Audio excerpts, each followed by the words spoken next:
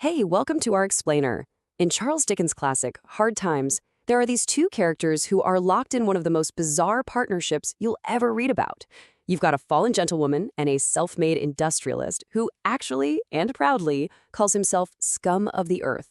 And get this, their whole relationship is built on a lie they both desperately need to survive. So today, we're going to unpack exactly how it all works. So let's kick things off with this quote. I mean, who says that about themselves? And more importantly, why would they say it with pride? Well, to get to the bottom of that, we need to meet the two people at the very heart of this strange performance. All right, first up, we've got to meet Mrs. Sparsit. She's the one who presides over Mr. Bounderby's household. And her identity is this really fascinating, kind of tragic mix of high society connections and, well, present-day problems. So, on paper, you'd think Mrs. Sparsit is just Mr. Bounderby's paid housekeeper. But no, her whole identity is tangled up in this past she just can't shake. She's not just some widow. She's connected to a Lady Scadgers and, most importantly, to the Palmlers, a name that's meant to carry all the weight of a long-gone era. So, you're probably wondering, what in the world is a Powler? Well, Dickens paints this hilarious picture for us. He says it's an ancient family, so ancient, in fact, that they have this little habit of losing themselves, specifically in things like gambling, bad business deals, and, racking up debt.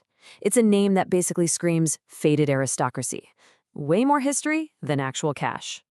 Yeah, her life story is just this rapid fall down the social ladder. She marries this polar guy who, believe it or not, manages to gamble away his entire fortune before he even gets it.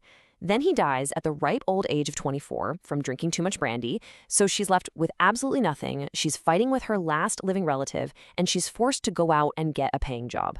It's a classic fall from grace. Okay, now for the other half of this duo, her employer. Dickens gives him this absolutely brilliant title, the Bully of Humility.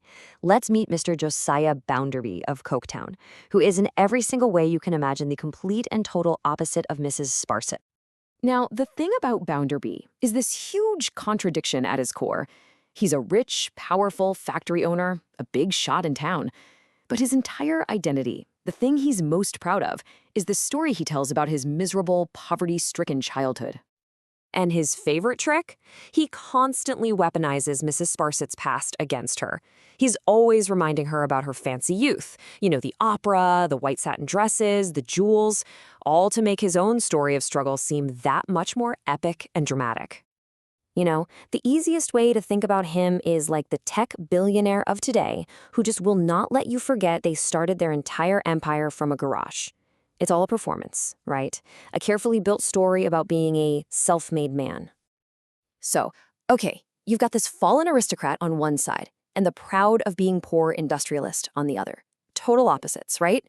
But what's so fascinating is how these two create this perfect symbiotic partnership.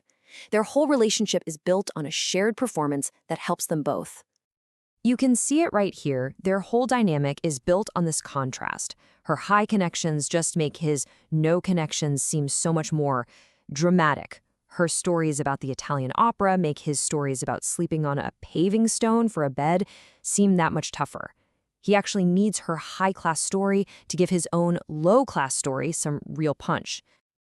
And this isn't a one-time thing. This is their morning routine. It's like a script they run every single day over breakfast. He always kicks it off, setting the stage by talking about her glamorous past. And she, of course, plays her part to perfection. She responds with what Dickens calls this dignity serenely mournful. She leans right into her role as the tragic, fallen gentlewoman. And then, bam, he drops the punchline. Oh, he was there too? Just on the wrong side of the door, poor and struggling in the street. This little back and forth happens all the time, constantly reinforcing who they are for each other. So here's the bottom line, right? This whole thing is a transaction. He gets a living, breathing symbol of the aristocracy to contrast himself with, which makes his own success story seem even bigger. And in return, she gets a salary and a respectable place to live, a stage where she can perform her tragic past without ever actually having to be poor. It's a perfectly balanced, if totally fake, arrangement. Okay, so we know how this little play works in private, but what happens when you throw a new person into the mix? Someone who, doesn't know the script. Right, so this young girl, Sissy Jupe, gets brought into the house. And in her nervousness, She curtsies to the important men in the room. But she makes this totally innocent mistake. She completely ignores Mrs. Sparsit. For them, this is a huge social error. And Bounderby just erupts. But listen to what he says. He doesn't just go, "Hey, you forgot someone." No, he performs his entire act for this poor girl. He makes it crystal clear that Mrs. Sparsit is highly connected, that he is scum of the earth, and that while he doesn't need respect, she does.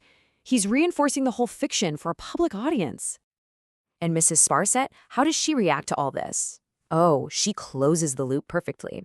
She puts on what Dickens calls her state humility and graciously says, "Oh, it's not worth speaking of," as if it's all beneath her. She's playing the part of the forgiving aristocrat, which just solidifies her high status and his humble one. So, what does all this add up to? What's the big idea here? Well, this whole dynamic is Dickens' brilliant way of showing us that for these characters, social class isn't just about money or who your parents were. It's a role. It's a part you have to play constantly and actively. When you break it down, it is a perfect, if totally bizarre, partnership. He gets his living trophy, this enhancement of his position. She gets a steady paycheck and a dignified job. He gets to be loud and proud about his humble roots, and her affectation of humility never gets in the way of his. And together, they both manage to reinforce the very rigid class system they're a part of. So really, when you think about it, their entire life together, starting with that breakfast every single morning, isn't just about food. It's a rehearsal. It's a daily practice for the roles they've decided to play for the world. And that kind of leaves us with a big question, doesn't it? I mean, this was written in the 19th century, but this idea of performing our status feels so incredibly modern. It really makes you wonder, in our own lives, when we craft our public personas, maybe highlighting our humble beginnings or our sophisticated tastes, who really benefits from that performance?